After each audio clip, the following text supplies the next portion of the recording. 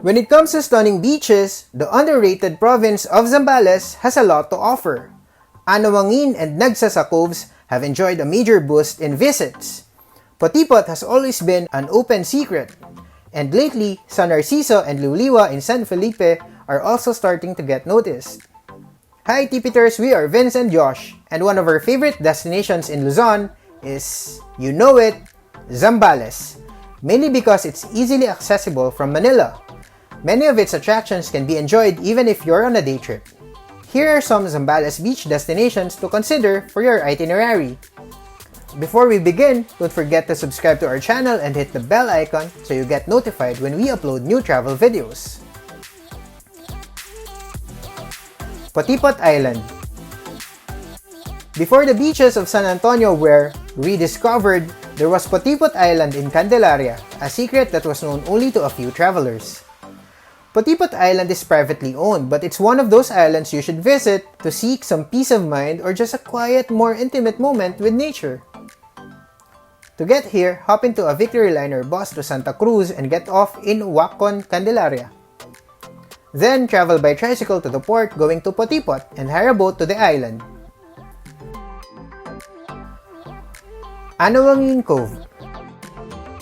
Over the past few years, Anawangin Cove has captivated more visitors. And second stop is Anawangin Cove. Pwede kayong mag-overnight camping dito for 100 pesos. Pero if you're coming here for a day tour, entrance fee lang na 50 pesos. And sa loob, parang may small lagoon or creek. Tapos may man-made bridge. Almost in an instant, the village of Pundakit has transformed from a sleepy fishing village into a tourist town. But tourism isn't the only thing that changed it. When Mount Pinatubo erupted in 1991, it dumped tons of ash to the shore of San Antonio. What used to be a rocky coast became a supple, shining piece of paradise that seems to have come out of a crazy beach lover's fantasy. Over time, agoho trees or sea pine trees began growing from its ashen slopes, creating a surreal Boracay meets Baguio landscape. To get here, ride a bus to Iba or Santa Cruz, Zambales and get off at the San Antonio Public Market near the Municipal Hall. Alternatively, you can travel by bus to Olongapo and another bus to San Antonio and get off at the same market. Look for a tricycle to take you to Pundakit and then rent a boat to Anawangin Cove. Nagsasa Cove. Like Anawangin, Nagsasa Cove is strewn not with your regular sand, but volcanic ash spewed by Mount Pinatubo and carpeted by a forest of sea pine trees. It has all the good things Anawangin is famous for, including a natural viewpoint on a hill and a postcard-worthy inlet, but retaining the more laid-back atmosphere that has started to slip away from the other.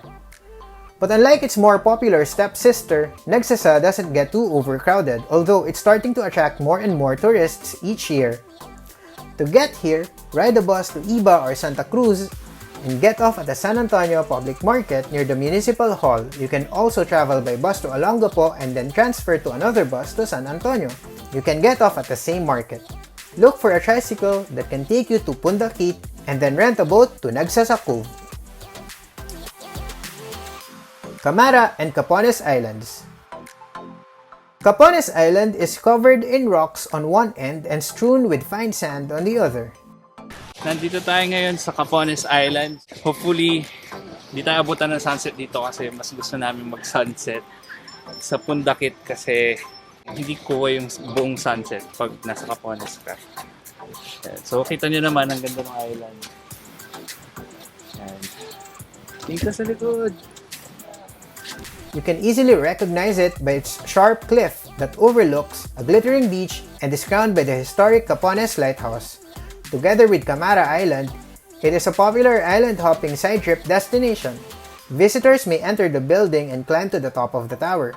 The lighthouse guides vessels to and from Subic Bay and Corregidor. Camara Island harbors a short stretch of sand that is easily accessible from Pundakit.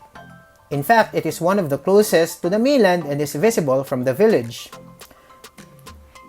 To get here from Pundakit, you can ride a boat to Capones Island or Camara Island. Capones Island collects an entrance fee. Silangin Cove. Silangin is the least crowded of all the newly rediscovered beaches of San Antonio, thanks to its remoteness. Be warned, the sand here isn't white, not even off-white. It is light gray at best. But don't judge a beach by its color. Unlike the other coves, the water here is much shallower and less violent, making it more ideal for swimming or soul-searching if you're into it.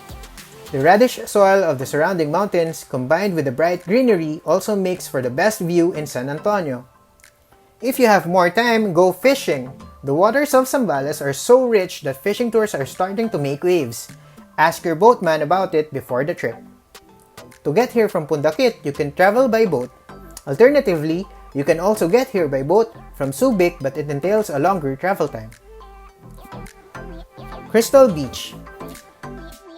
Crystal Beach Resort in San Narciso offers surfing lessons, inclusive of the surfboard, rash guard, and instructor's fee. For non-surfers, Crystal Beach has something for you too. It's one of those resorts where you have the beach practically to yourself. You can just sit under an open hut or listen to the waves while you read a good book or listen to your favorite Spotify relaxation playlist. Subic. There was a time when the phrase beach near Manila was synonymous with Subic, a coastal municipality that was once the go-to destination for beach lovers. It had almost everything a Manila urbanite seeking a quick escape could ask for: a seaside hideaway, top-notch resorts, and a chance to go shopping in peace. On top of all that, it is just an easy drive away. Today, one could say that Subic is so last decade, but there are still plenty of attractions here. The zone promotes ecotourism through guided treks and jungle survival tours. Aside from that, it boasts theme parks, diving spots, sailing, extreme water sports, and adventure parks. Outlet shops and duty-free shopping centers also attract tourists, especially those who love finding great deals. Liuliwa. Liuliwa is a fishing village in San Felipe. Because the waves are impressively consistent, this sitio became a haven for surfers and surfer wannabes alike. According to my teammate Carlo, unlike other staple surfing spots though, Liuliwa isn't usually crowded, perhaps because finding it is a bit tricky since the road leading to Liwa is hidden from the main highway. The place may have taken the off-the-beaten-path adage quite literally, but getting there is worth the journey.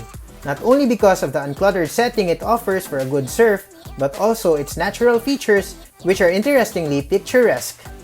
The beach sand is said to be mixed with lahar that was spewed out by the 1991 eruption of Mount Pinatubo. Talisayan Cove. Of all the ashen coves patching the coastline of Zambales, Talisayan or Talisayin is the quietest. It's like that one guy back in high school who sat at the very back of the class, not saying a word unless asked. Often overlooked because he wasn't as popular as his seatmates. But Talisayan, Nagsasa and Anawangin are cut from the same cloth, made of the same volcanic stuff. But what sets Talisayan apart is that it appeals to a completely different set of travelers, those who make their own trail. Even after all these years, while Nagsasa and Anawangin became tourist magnets, Talisayan has managed to avoid the crowd. That's all for now. If you need more information about traveling around the Philippines, check out the comprehensive travel guides on our blog, www.thepoortraveler.net. Don't forget to subscribe to our channel and hit the bell icon to get notified when we upload new travel videos. We're Vince and Josh. See you again next time. Plan smart, travel safe, and make every trip worth it.